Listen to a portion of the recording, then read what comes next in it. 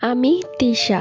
আমার বিয়ে হয়েছিল 2021 সালে। পারিবারিকভাবেই আমার বিয়ে হয়। আমার হাজবেন্ড ছিলেন একজন প্রবাসী, তো তিনি যখন ছুটিতে আসেন তখনই ঠিক করেছিলেন এবার বিয়ে করে যাবেন। বিয়ের 2 মাস পর তিনি চলে গেলেন। আমি তাকে বারবার বলেছিলাম তিনি চলে গেলে আমি বাপের বাড়িতে থাকবো, কিন্তু আমার শাশুড়ি এতে রাজি হয়নি। আমার দুটো ভাসুর আছে এবং তারাও বিয়ে করেছে। তারা মূলত কোনো কাজই করতো না, বসে বসে খেত। আর আমার যাদের কথা কি বলবো, তারা সব সময় আমার পেছনে লেগে থাকতো, আর আমার শাশুড়িও তাদের কথাই শুনতো। তাই সব মিলিয়ে বলা চলে আমার স্বামীকে ছাড়া আমি এখানে একটু ভালো থাকবো না। আমার স্বামী যে 2 মাস ছিল, সেই 2 মাস আমি অনেক ভালো মতোই থেকেছি। কেউ আমাকে কিছু বলার সাহস পায়নি। কিন্তু আমার স্বামী চলে যাওয়ার পর থেকেই সবার মতিগতি একদম পাল্টে গেল। তারা আমাকে প্রচুর জ্বালাতো, বাড়ির সব কাজকর্ম আমাকে দিয়ে করাতো, অথচ আমার বাবার বাড়িতে আমার মা আমাকে দিয়ে একটি কাজও করায়নি। সবসময় বলতো আমার মেয়ের হাত নষ্ট হয়ে যাবে। আর এখানে বাড়ির সবার কাপড় আমাকে দিয়ে ধোয়াতো। 3 বেলার রান্না